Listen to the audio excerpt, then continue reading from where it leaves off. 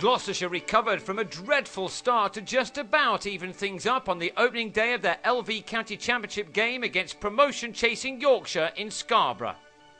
Hamish Marshall won the toss and batted, probably soon wishing that he hadn't. With just one run on the board, Benny Howell chose the wrong delivery from Steve Patterson to leave alone and was bowled. Dan Housego was also out for a duck as he edged Patterson to Adam Lythe. Marshall then made it 3 in his opening 5 overs for Patterson after being trapped in front. And before Gloucestershire had even got into double figures, they were 4 down as Rob Nichol nicked Moeen Ashraf behind. Yorkshire, who know that a win here would put them into the promotion places with just 2 games to go, were in dreamland with their opening bowlers in rampant form. Ian Cobain and Will Gidman set about restoring some kind of order to their innings. The all-rounder Gidman played some delightful shots, showing again what a very talented player he is. He's been unable to match his terrific debut season for the county because of injury, but he was soon put in the horrific start to the back of his mind as he and Cobain, in fine form of late, putting on important 65 runs for the 5th wicket. Azim Rafiq had been brought into the attack half an hour before lunch and he struck 10 minutes into the afternoon session, having Cobain taken at short leg for 30. Azim Rafiq was to bowl an excellent spell throughout the rest of the innings, but he and his teammates didn't have the immediate success of the morning as Gidman and Jonathan Batty brought the total to 3 figures. Gidman had timed his shots beautifully, and so it came as a bit of a surprise when, on 47, he edged a drive off Ashraf to Lythe at 102 for 6. 5 runs later and Gloucestershire was 7 down, James Fuller swinging and missing a ball from Azim Rafiq to go plumb in front. That brought in Jack Taylor. His last innings for the county saw him strike the ball really well on a vicious turner in Swansea, and he was soon tucking into the bowling here. The 20-year-old strikes a mean ball, mixing the classical with the agricultural. And so he was soon racing along, clipping Azim Rafiq for a 6 over long on. And he continued to play his shots after that. In a side which has been beset by a whole host of injuries to their bowling attack, he offers the talents of a very good batsman too, as some of these shots were emphasising.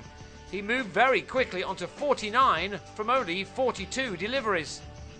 But his 43rd was his last. This time he didn't get under his shot off Azim Rafiq enough, and the bowler took a smart return catch.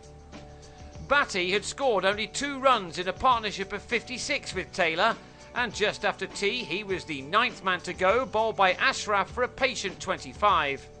Anthony Ireland was back at Gloucestershire from Middlesex, and he now wanted to show what tailenders can do, here blasting Azim Rafiq, who bowled 28 overs unchanged for a huge 6.